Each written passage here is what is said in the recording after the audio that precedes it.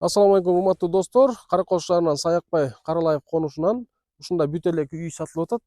Узун туурасы размери 9га 12 экен. Фундаментта жапыз да эмес, бийик да эмес, өзү сындуу салынган үй экен. Үй ушундай азыр чакан салыш керек да. Жанынан барып көргөзөлү. Мына участок ушул жерден башталат. 15ге 30 негизи стандарт боюнча. Участоктун аянты 4,5 сотых.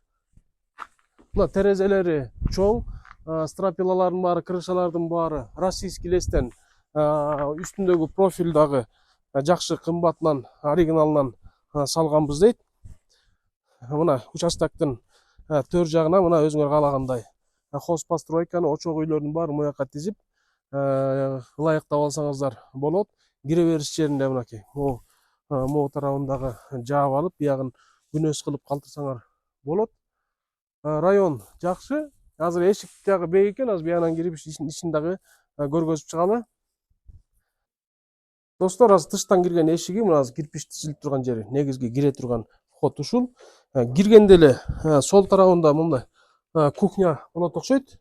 Анан астын подвал кылып, варенье, соленье жана башкаларды койгонго астын бир аз казып туруп эле ылайыктаса болот экен. Анан төрдү көздөй, мына холл, төрдү көздөй бир бөлмө, бир спальня. Анан биягында төр жагында дагы бир спальня бар экен.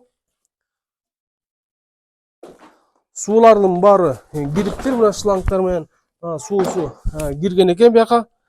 Анан бул тарабында конок үй, кыргыздын конок үйү кенен экен.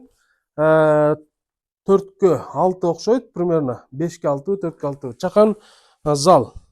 Анан киргенде бияка вешалка, бут чечме жана башкасы, анан санузел ды ушака ылайыктаган экен.